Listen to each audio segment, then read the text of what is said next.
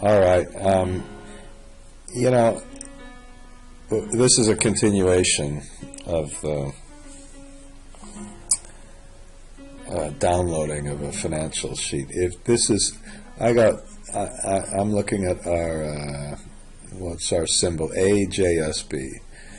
And if you go to finance.yahoo.com, you get some financial statements, and here's the balance sheet. It's taking a little while. I think that's because I've got my video turned on, but we've got this. Now, if you go to the Market Watch, and I go to financials, we get, I think I showed you last time, 5 years of financials. On the other hand, if we look at the historic prices, I think that finance.yahoo does a lot of better job, because you can just easily download a spreadsheet. So this is an introduction. What we'd like to do is I'd like to get the historic EV to PE, not in this is bank, so we'll get the historic PE ratio. I'd like to make graphs of the market to book ratio against the return on equity, and use this method that I discuss in order to find the cost of capital from market to book ratios. I'd like to get that for historic years. So we're going to have to use some data from Yahoo and some from Market Watch. That kind of stinks, doesn't it? And it looks like it's prevented a pop-up. That's good. So let's do one thing first. Let's start with our ticker symbols. That was from our last sheet, and I'm going to copy those and make a new sheet and paste it special as Alt-ES as values. Okay. This one, if this works in Market Watch, it won't work. AB5.de. Let's just look at that.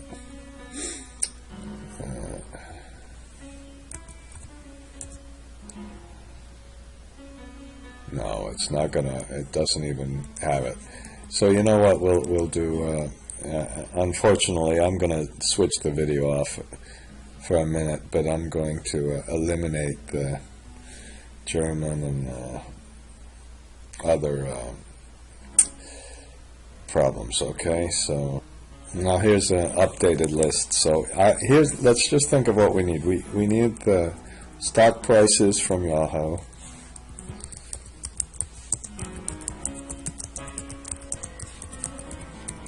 And let's get the income statement from Market Watch and the balance sheet from Market Watch and cash flow from Market Watch. And let's also get a summary from Market Watch. We could get this from Yahoo too. Why not?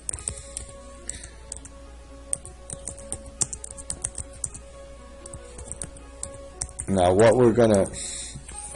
gonna happen is we're gonna have just a whole lot of we're gonna get a whole lot of spreadsheets. There might be 1,000 spreadsheets or something here, because for each spreadsheet we'll have at least 1, 2, 3, 4, 5, 6, however many sheets we have here.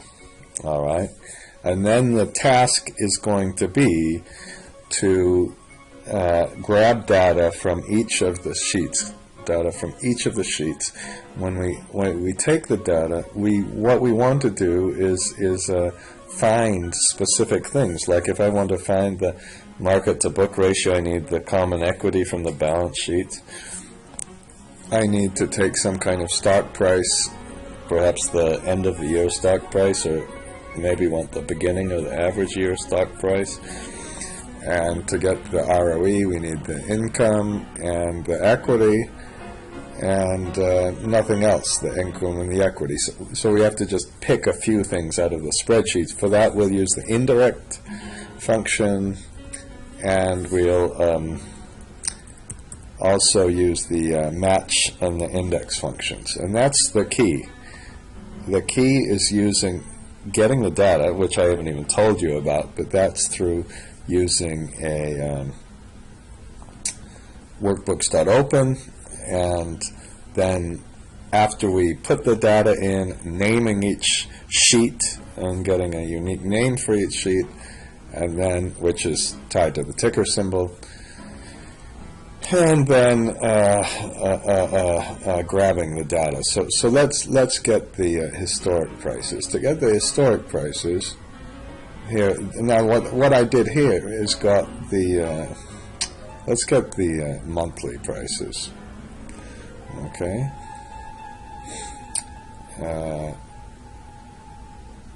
Okay. We have to wait for a minute. I don't know what's taking so long. If it's taking this long, I'm going to pause it. No, it didn't take that long. Okay. You can see it says finance.yahoo. It has the ticker symbol name, has the starting point. Now we can put an earlier starting point than this. And then it has the ending point, and we can put whatever ending point we want as well. And then it says monthly here. So we could get it for something other than monthly. So let's copy this ticker symbol to our spreadsheet. Actually, that was the wrong thing to do. Excuse me. We want to download a spreadsheet. So if we want to download a spreadsheet, instead of doing this, what you do is you right-click and you say copy the address. And I think in the different in Internet Explorer you have to press F3 or something, and I think it's similar in Chrome. And then you copy. Let's copy this. Okay, that's which is similar. It's going to put this in a table. Okay, and what we're going to have to do then is once we get this, you know, why don't we? We're going to have to pick a symbol first. So let's put a code number, which if you've watched any of the other videos, you know if I'm going to put a code number, then we're going to put the symbol with the index function. Okay,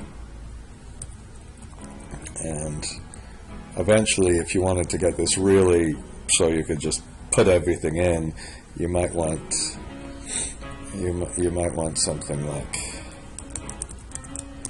index. How about we'll no, we might want to go much further than this. Okay, and put that in, and what we want to do is replace this ticker symbol over here with our new ticker symbol, and I think it's probably best, let's put this over here.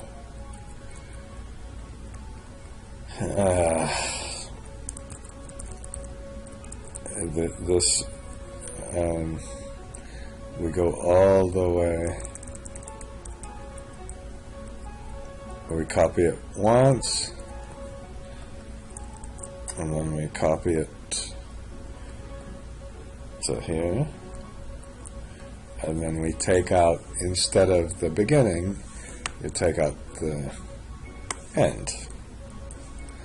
And now let's also change this to 1950, and then we can, I think we can change this to 2020, something like that. Okay, So we make sure we have all of the data we possibly can, and then of course,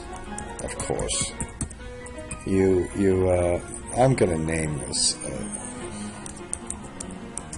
because and then we just take the beginning and we add this and take the second one, and now we have a new ticker symbol. Perhaps you could even make it wider so you can see it, but that's enough. And I'm going to call this, let's call this stock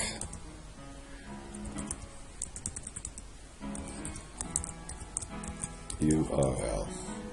Okay, now let's get this URL, and then we'll do something very, very similar for all of the rest of these from MarketWatch, and I'll make a separate video on all of these because I think this is so very crucially important. So what I'm going to do here is to kind of cheat. Let's just make a macro called read URL. Okay, and let's stop it, and let's go to the developer and go to macros and edit our blank okay, and we have nothing yet. Let's put, now whenever we do this, there are going to be 3 steps. Step 1, and step 1 is going to be get the save or remember the starting point. Now that means that let's put I'll call him basebook. I probably call him something else indifferent. Is active workbook .name. Is that hard? We want to save that. And base sheet, because we might want to go ahead. Active, we might want to go back here. Okay, and then, whoops, and I of course spelled it wrong. And just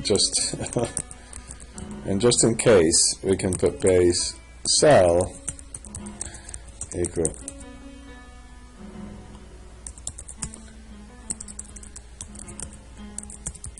and this one, it doesn't, you can't put a name, you got to put the address.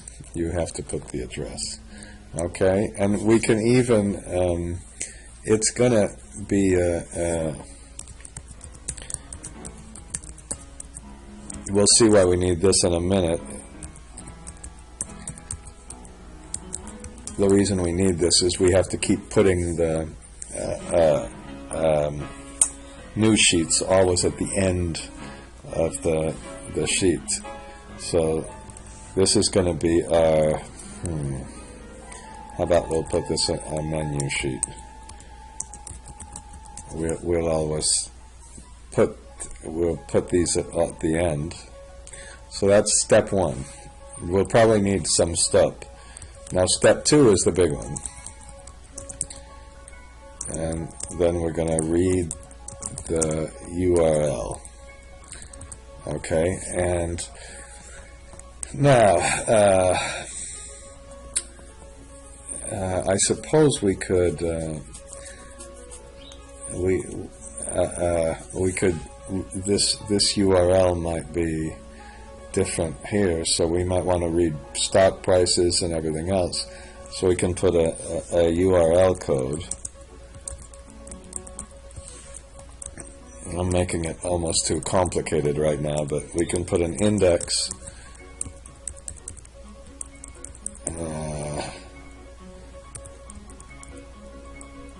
Okay, and then we can read every single URL we do. In fact, I think that might be a good thing to do. So I'm going to name this. Okay. So what we'll do is cycle around this and cycle around this. We'll make this go from 1 to however many we have. This goes from 1 to however, and then we'll just have to redo the loops each time. For now, we'll just keep it 1. This is URL name. Okay. Let's go over here, and what you do, this is the key statement, workbooks with an S dot open. That's our big statement, and you can put range, and then you can put URL name. What that will do is whoops, I forgot the other thing. That will read in, and it'll put what it will do is it will put the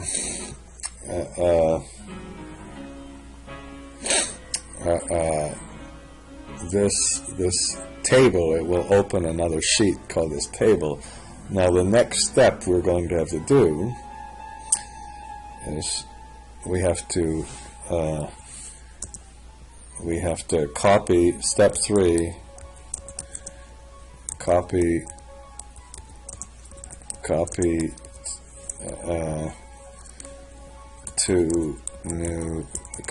to base book, copy new sheet to base book, and then the final step is to close the base, the new book, so you can start again.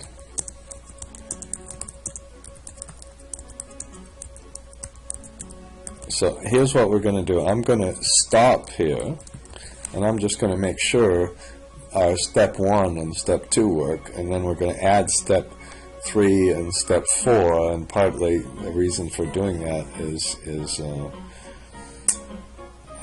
we can make our own macros from those new sheets.